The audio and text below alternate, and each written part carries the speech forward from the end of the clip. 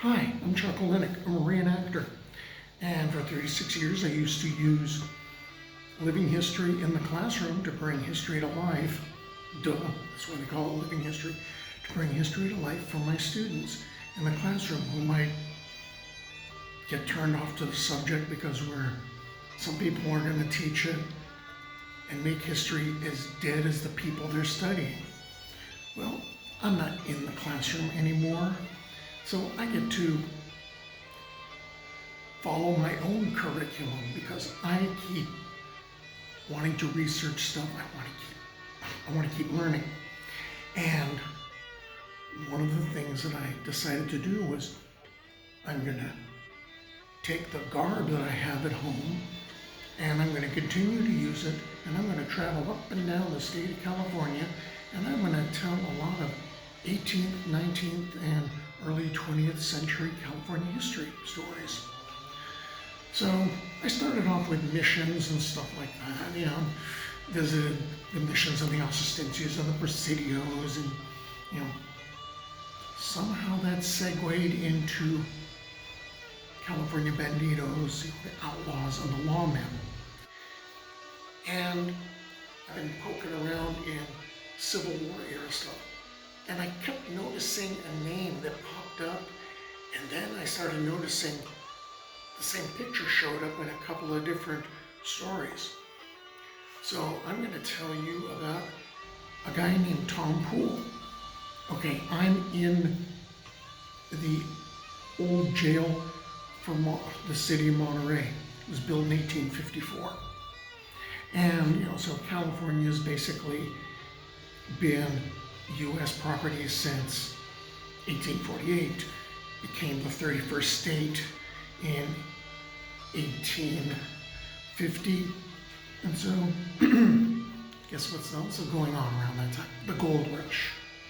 So things are kind of crazy in California. You've got a whole bunch of people flooding in. And because of the vast number of people flooding into the state, guess what? You can't overwhelm.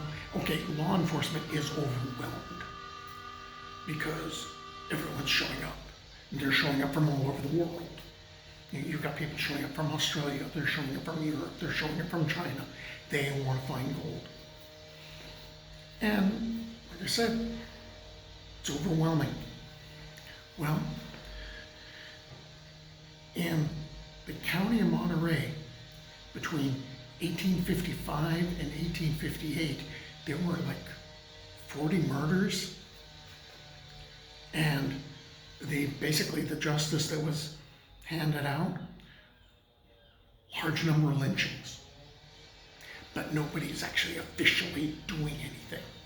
So this brings us to Tom Poole, Thomas B. Poole. I got intrigued by his story because I was following the careers of Asbury Pending, and who tried to become a privateer, and Rufus Ingram, who formed Partisan Rangers. And I noticed Tom Poole was part of this. And when I happened to notice the pictures, I'm a visual learner, I connected. So here we are with Tom Poole. Let's start at the beginning of his career. It's appropriate that we're here, right, in the Monterey jail. He is an undersheriff for Monterey County. He works for a man named DeGraw.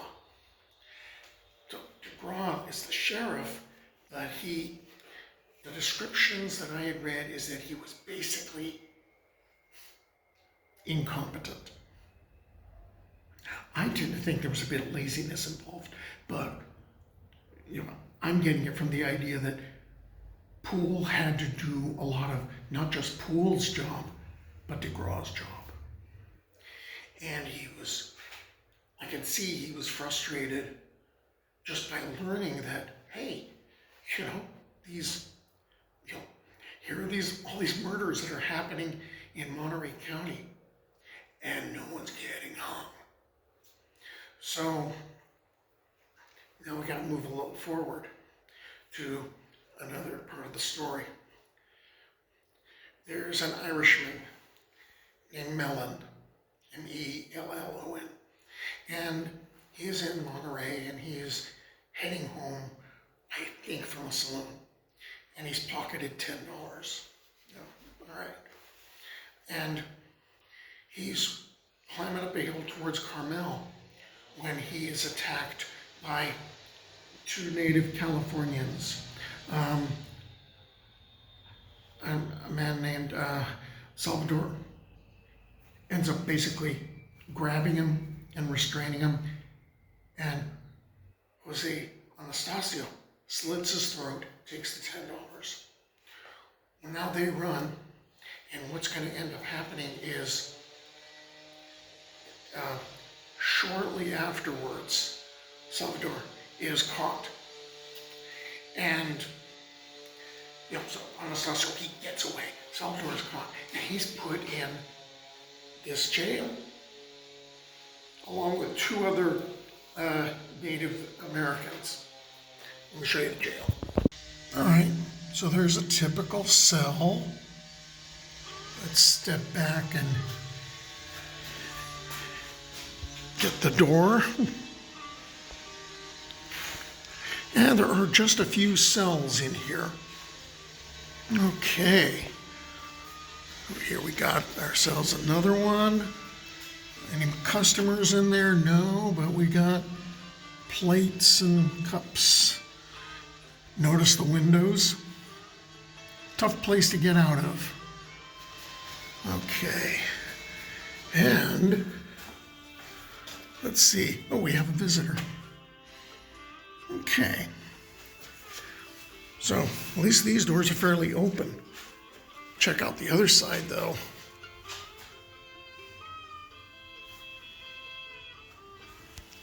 And let's see. Okay, you're not lighting up very well. Oh, you're lit up. You're good. So these must have been for the especially bad people. All right, let's get back a little bit. See that? Okay. So here's what's going to end up happening.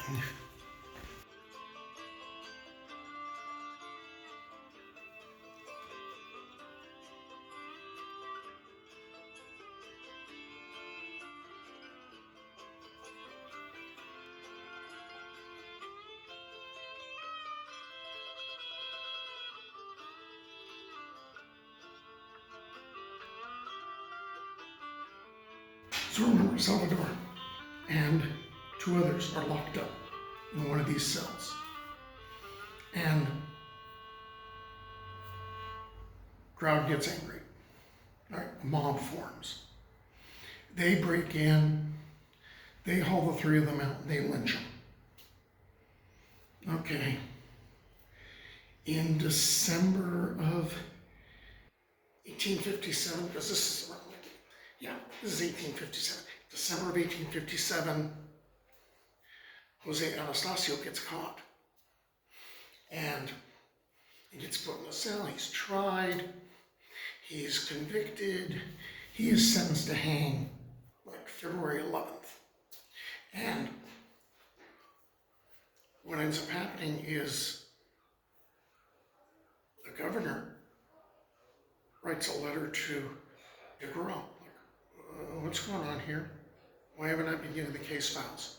Because DeGraw was supposed to send any case that was where someone was found guilty and they were to be executed. That was supposed to go to the governor. And, well, DeGraw said, well, I did it, I sent it to you. And apparently, the governor never got it, so what he decided to do was to extend clemency until March. Just like, no, don't hang him, don't hang him. But he writes down a different name on the document. Well, now the document shows up, and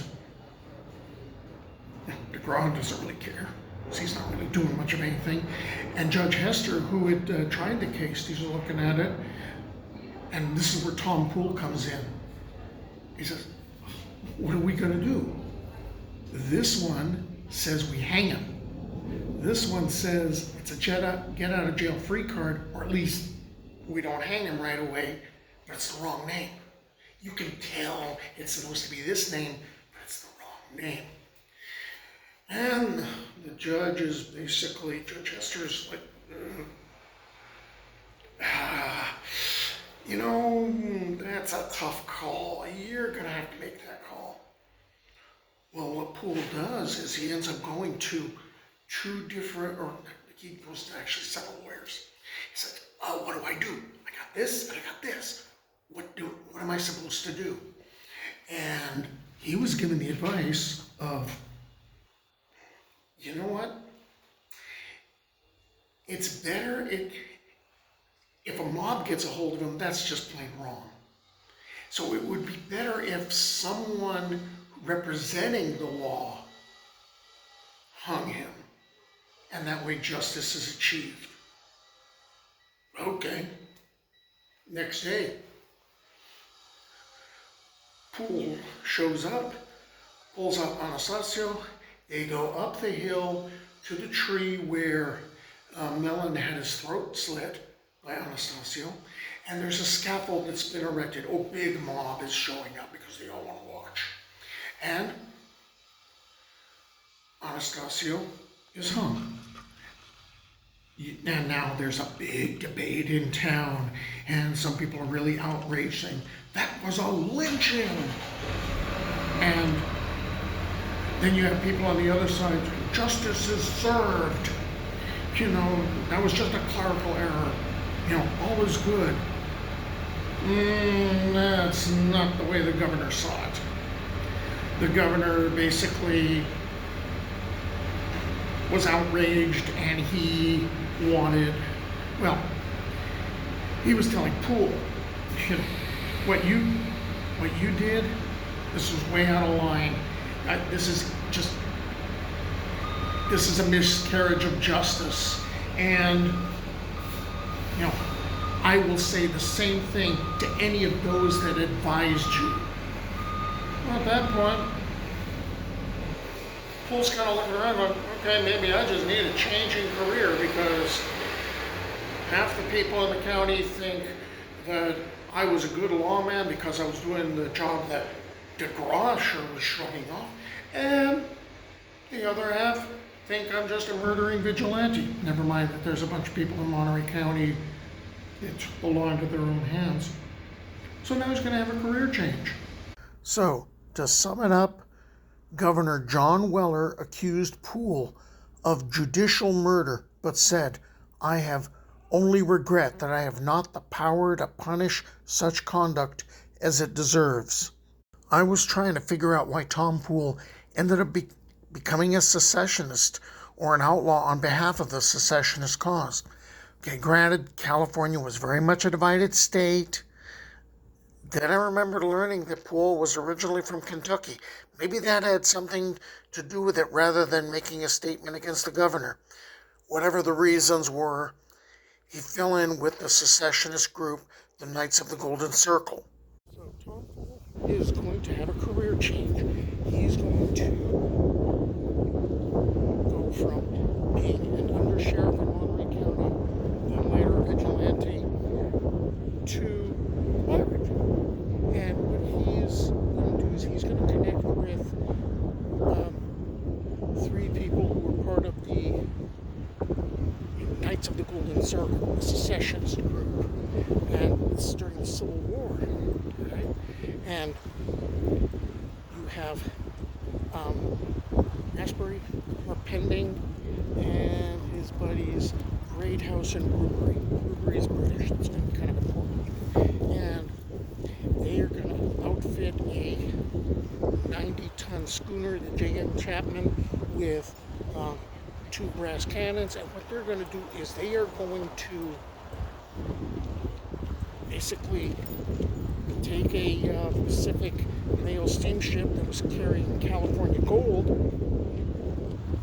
back east to the Union, and to support the war effort, they're going to be pirates. They're going to give that gold to the Confederacy. Well, they're waiting to take off. They're ready to set sail. Oh, by the way, this is from San Francisco Bay. There are a whole bunch of forts that were here. And so, okay, the navigator, a guy named Law, he doesn't show up. What does happen is there's 2 boatloads of sailors and U.S. Marines. They show up to arrest these guys. Oh, there's also a tugboat filled with San Francisco police. They show up. And so, okay, the conspirators were sentenced to 10 years in prison, and they were to pay a fine of $10,000. I am going to assume that even though San Quentin was already built, that was the first prison in California, it was already built, it was already operating. If you were on the naughty list, as in you were a secessionist during the Civil War, you went to Alcatraz. So here's what the inside of the penitentiary at Fort Alcatraz looked like.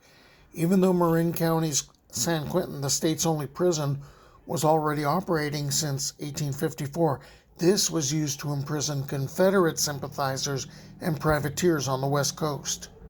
I deliberately included a couple of pictures of Harpending, looking very youthful, and what I imagine he looked like after he got out of Alcatraz, because after serving only a few months, President Lincoln pardoned Harpending, Greathouse, and Rubery, who was British. Lincoln did this as a favor to Rubery's uncle, who often spoke before Parliament as an advocate of the Union, and that probably would have been a useful ally to have. All right, so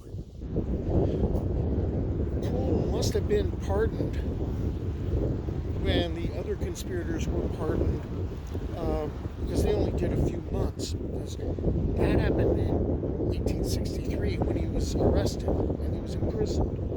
Because he's now going to have another career change. He's going to meet up with somebody else. So after prison, after being paroled because of being involved in the J.M. Chapman affair and the attempt at privateering, Poole joins up with Rufus Ingram, and they are going to provide leadership, they're going to provide training, and basically a center for a group of secessionists, Knights of the Golden Circle. And their idea is, well, they're going to knock off stages together. And that doesn't really work out so good, because there's a plan to knock off some stages, but some of the people that Ingram and Poole have recruited, they can't keep their mouths shut. So what ends up happening is, of course, they start talking, and the authorities figure out, hey, something bad is going to happen, so they totally abandon that idea for a little bit. And then they figure out, hey, let's do a raid like on Lawrence, Kansas, that Quantrill did, and loot the banks and all that stuff, and that way they'll get Confederate gold. And again, someone can't keep his mouth shut, and so the plan has to be abandoned. Well, now they're going to go for a third attempt. Yeah, let's try that stage thing again. And they basically they robbed a stage at a place called it came to be called Bullion Bend, about 11 miles away from Placerville, which had the nickname of Hangtown. You can guess why. Ingram's Partisan Rangers stole a Wells Fargo treasure box containing an estimated $40,000 in gold and silver. Ingram even provided the stagecoach driver with a receipt. June 1864. This is to certify from Wells Fargo and Company the sum of X number of dollars cash for the purpose of outfitting recruits in California for the Confederate States Army. R. Henry Ingram, Captain, Commanding Company, CSA. So the bullion is stolen, the Partisan Rangers are fleeing, and they're being pursued by a posse. Well, at the Somerset House, they have a gunfight with two lawmen. One of the posse, Deputy Sheriff Joseph Staples, was killed. This is going to become important later. And the bullion, which was stolen, was recovered. So it was all for nothing. After a 2-day chase, the Placerville posse lost their trail, and they got to Santa Clara County a week later. So Poole's wounded, he's left behind, and his compatriots take off. All right, at this point, he's going to be dead weight. Well, guess what? Poole ends up talking. So now their identities were known. That would make escape harder. Oh, and they failed to get the bullion. Their next target took place a mile and a half outside San Jose on the Almaden Road. New Almaden had quicksilver mines. If you wanted to process gold ore, you needed the quicksilver or mercury. The New Almaden deposit was rich. The mine became California's largest producer of mercury for over 50 years. That meant there would be a lot of gold there. On July 15th, 1864, Captain Ingram's Partisan Rangers attempted to rob the New Almaden quicksilver mine payroll. Hey, you gotta pay the workers that are processing all that gold. This attempt failed too. 2 attempts, they failed twice. During the shootout, when their surrender was demanded, the robbers failed to obey the order and tried to escape. Well, that resulted in most of the Confederates either being captured or killed in the volley of shots. But Ingram and Baker, who started it all, they fled California for Missouri. At least that's what was said, and they were never captured afterwards. So this seems to be the right place to wrap up loose ends. In this case, it's Tom Poole. Here was Poole, and a deputy sheriff or an undersheriff in Monterey County. But then he was involved with the J.M. Chapman incident, for which he went to Alcatraz, right? Because he was a secessionist. He was involved in freaking piracy, even though the ship never actually did anything. And then he was involved with Ingram's Partisan Rangers. And during one of those robberies up near Bullion Bend, you had Staples that was killed. Well, he's found responsible for it, even though he did not pull the trigger. And there were people that objected to this. The jailers liked him. He was considered very affable, just this nice guy in the wrong place at the wrong time. 3 sheriffs from different counties wrote letters to the governor. They were asking for clemency, for leniency, and the governor remembered, hey, you've been at Alcatraz before. You were a privateer. Oh, and now I'm supposed to let you go, even though you murdered somebody? No, that's not happening. So Poole was executed. He was executed by hanging. Okay, that wraps up Poole's career and the career of the Ingram Partisan Rangers. So until the next time, bye.